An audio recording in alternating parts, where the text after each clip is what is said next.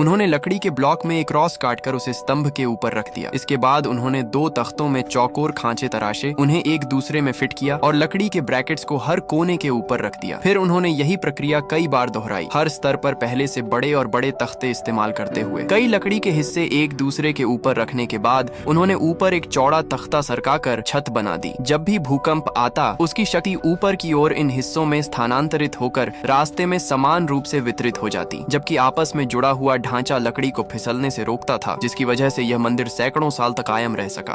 उन्होंने दरवाजे की घंटी बजाई और भाग गए। पास ही छिपकर हंसते रहे, लेकिन घर के अंदर मौजूद मालिक बेहद गुस्से में आ गया। वह बाहर निकलकर चिल्लाता हुआ आया और फिर अपनी कार में बैठ गया। वे किशोर भी अपनी कार की ओर भागे, लेकिन वह सड़क पर उनका पीछा करने लगा। जब वे कार भगाकर भाग रहे थे तो वह अपनी कार में उनके करीब पहुंच गया। अचानक उसने अपनी कार उनकी कार से टकरा दी, जिससे उनकी कार अनियंत्रित होकर सड़क से बाहर चली गई। कार एक पेड़ से टकरा गई और इस हादसे में 3 लोगों की मौत हो गई। जब आप अपनी गर्दन चटकाते हैं तो इससे जोड़ हरकत करने पर मजबूर होते हैं, जिसके नतीजे में बाज औकात जोड़ों के अंदर मौजूद सियाल में छोटे हवा के बुलबुले फट जाते हैं और चटकने जैसी आवाज पैदा होती है। लेकिन अगर आप अपनी गर्दन को बहुत ज्यादा जोर से मोड़ें तो खून की नाली की अंदरूनी तह फट सकती है। कुछ नायाब सूरतों में ये पटाव खून का लोथड़ा बनने का सबब बन सकता है, जो बाद में दिमाग तक पहुंच सकता है। अगर ये लोथड़ा दिमाग में खून के बहाव को रोक दे तो फालिज स्ट्रोक का सबब बन सकता है।